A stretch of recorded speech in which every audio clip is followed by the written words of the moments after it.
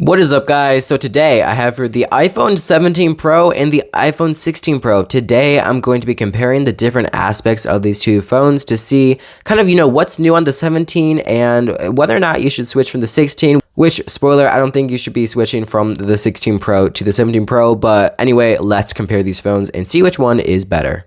Okay, so the first thing I'm going to start off with is the design. So this is probably one of the biggest things, honestly, about these two phones is the design. Honestly, I hated the iPhone 17's design when it was released. I was like, I'm going to get it, but I'm going to hate it, Like, I really just did not like this design. I thought it looked cheap. I thought it looked ugly. I just had no idea why Apple would do this. But in person, I really think that this design actually makes sense because it's all one piece. So there isn't like a area where the metal ends and glass begins on the side. It's just a very subtle curve over to the glass, and you cannot feel like where the separation between the glass and the aluminum. Where on the iPhone you can feel it. It's obviously not a big deal, but it's definitely like a little ridge there. So overall, when holding the 17, it's a lot more comfortable because it has that more curved design. Now, of course, Apple could have, put glass on the entire back and still had a nice curved, smooth finish. But I actually do really like this aluminum finish better because it just feels really great. Now, I do wish that they didn't downgrade from titanium. I think that is an L in general. But I think we're going to have to see kind of how this device holds up long term and whether or not the switch from titanium to aluminum was worth it. But as far as the build material, like I said, we are using aluminum for the back. And then we have ceramic shield 2 on this little window here. People were wondering why there's just this little glass, not the entire thing made out of the metal. That's because wireless chargers only work with glass. Then on the front here, we have ceramic shield 3, which has a anti-reflective coating. As you can see, let's turn both of these on. It does actually do a lot. Now, I couldn't find any screen protectors for this. I'm going to do a little bit more digging. If I find one, I will leave a link down in the description. Like, even from Apple, I couldn't find any screen protectors with anti-reflective coating, which I guess just means that Apple has a lot of faith in this glass. And on the 16 Pro, we have just the ceramic shield 2 with titanium sides. So in a sense, there is an upgrade to the durability on the 17 Pro, but at the same time, the aluminum just kind of, doesn't sit right with me. Let me know your thoughts on that, though. And when it comes to the design and durability, I really think as far as design goes, it's biased whether or not you like the new design or the old design. As far as durability, just because it does have that new glass with that anti-reflective coating and stuff like that, and it's 3 times stronger than the previous generation of ceramic shield, I am going to give the point to the iPhone 17 for durability, but as far as design goes, I'm just going to kind of call that a tie. Now, let's go ahead and compare these screens. So both of these phones have really great screens coming in at 6.3 inches, with the screen on the 17 Pro being better just because it has a brighter display coming in at 3000 nits compared to the 2000 nits on the 16 Pro. So let's go ahead and turn both of these down to the minimum brightness. Turn the screen brightness to 0. Okay. This is as dark as it gets. As you see, the 17 actually responds faster. So that is as dark as both of these iPhones get. Now let's go ahead and turn these up to the max, starting with the iPhone 16 Pro. Turn the brightness to max. Okay. This is as bright as it gets. Okay, like what he said. Turn the brightness to max. Okay. This is as bright as it gets. Now, I don't know if you can quite see. I'm pretty sure as far as, what I'm seeing on the camera feed, you can tell that the 17 is brighter, but the main place where you're going to notice the difference is outside in direct sunlight. But even in studio, off camera, I can definitely notice that the 17 is definitely brighter. Other than that, these screens are the exact same, 120 hertz, no new resolution or anything. So obviously, I'm going to give the point for screens to the iPhone 17 Pro. Let's talk about the performance and battery life and also heating performance, which is really big on this iPhone 17. So with the iPhone 17, we now have a new chip, which is the A19 Pro chip, which is an upgrade from the A18 Pro chip on the iPhone 16 Pro.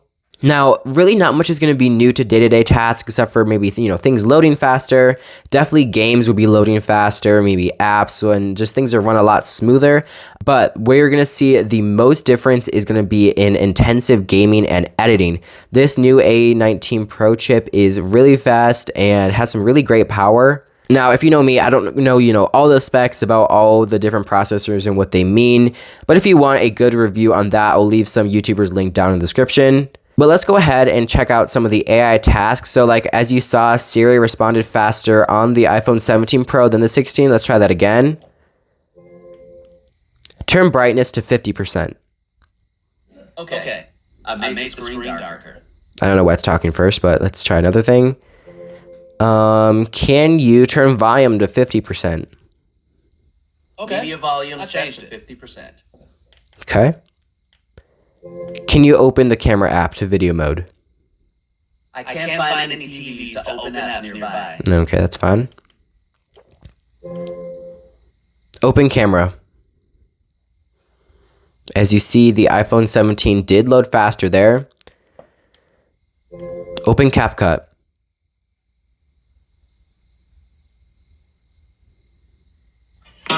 Okay. Open the App Store. As you can see, apps load just a hair faster. Open YouTube. So it's not a necessarily generations leap as far as like, day-to-day tasks, but when you consider just everything is going to run a lot smoother, a lot more battery efficient as well. The iPhone 17 Pro is obviously going to take the cake in performance. Okay, also with the performance, which is also obviously going to go to the 17 Pro, that is the thermal performance. So the iPhone 17 Pro has a new vapor chamber. I mean, I say new, but it's really like it's introduced with this phone. So this is the first phone that it comes with. Well, I mean, the first iPhone, other phones have had it for who knows how long, but let's not talk about that. So I have actually noticed that this phone doesn't get as hot as quickly or, as hot in general. Oh, they're sharing information. As the iPhone 16 Pro does. And when it did get warm the one time, it was like a different type of warm. Like it wasn't intense and it wasn't, okay, these things keep trying to share with everything. And it wasn't like right where the chip or the camera is. It was evenly distributed throughout the phone and then it cooled down really fast. So that's definitely great to see that Apple has made that improvement with the thermal. I will obviously in a later review let you guys know how the thermal performance does, I guess, like on the iPhone 70 Pro. So definitely stay around if you want to see that. So the chip performance and the thermal performance is going to go to the iPhone 17 Pro. Now the chip isn't, crazy far ahead of the 16 Pros as far as just normal everyday performance, but the thermals is definitely something that like if you use your iPhone for content creation or like business or editing or stuff like that, you are going to want to get the 17 Pro because it does handle heating way better. Now, let's talk about the battery life. So, the iPhone 16 Pro has two variants of battery size. So, in the US, we have eSIM only, which you're going to get this little bald spot. So, if you see this, only US phones are going to have this little 5G antenna thing. It literally looks like a bald spot on the top of the phone. There is no physical SIM tray anywhere on this device, so it's eSIM only. Okay, so the iPhone 17 Pro with the eSIM has a 4,252 milliamp hour battery. The iPhone 17 Pro globally with a SIM card tray has a 3,988 milliamp hour battery. So keep that in mind that the global version of this phone will have a smaller battery compared to the US version. And the iPhone 16 Pro has a 3,582 milliamp hour battery cell. So the iPhone 17 either way does have a larger battery capacity over the iPhone 16 Pro. Now, as far as, how those battery specs actually transfer into the real world, I definitely have noticed that the iPhone 17 does have a lot better battery, even though this is the first day of, having this phone. Okay, so this is future me editing, and it's actually crazy because my iPhone 17 Pro is actually at 38% right now. And it's currently 10:23 p.m. And I updated my phone today. It's on iOS 26.1 beta, so I downloaded that, installed it. I did a lot of filming and editing for shorts today. And I was also listening to music and podcasts pretty much the entire day too. And I think I have around 6 hours of screen on time because, YouTube, you can't play stuff in the background without premium. So with all that said, the iPhone 17 Pro's battery life has actually surprised me way more than I ever thought it would. So let's get back to the video. It's currently sitting at 71%, and I last charged this at 4 p.m. and I've been using this phone a lot, still setting stuff up as well. and I used it to do some video calls, which probably lasted about like maybe over an hour. So when it comes to battery life and performance, I'm going to give both of those points to the iPhone 17 Pro just because it does have a more superior system overall. And really, I think that Apple has nailed it with the iPhone 17 this year. Now, the next thing I'm going to talk about is what I consider to be the most important aspect of any phone, and that is going to be the cameras. So we do have actually some pretty good improvements to the cameras on the iPhone 17 Pro compared to the 16 Pro.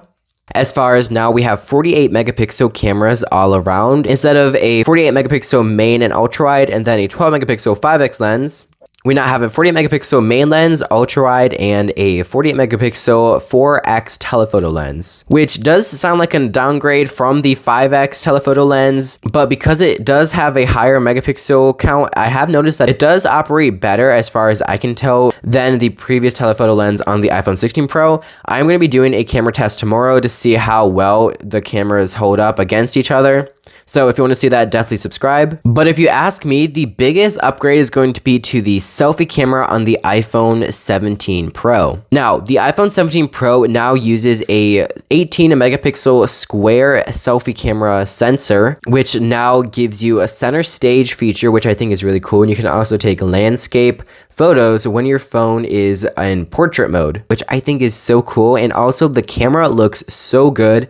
You can also get a super wide range of field compared to the iPhone 16 Pro. Now, while it might seem like the cameras are a kind of underwhelming upgrade on the 17 Pro, they actually are overall a really good camera system. And I feel like that's the main thing with this iPhone 17 Pro. Apple really thought this phone through entirely and upgraded everything to be as good as it can be, and overall just a awesome experience. Now, there are also a few other features like lock something, where like you put a bunch of iPhone 17s and like it's like they all sync together and like create like a shot. It's super cool. I'll leave all like the super pro features up on screen. I don't know really most of them.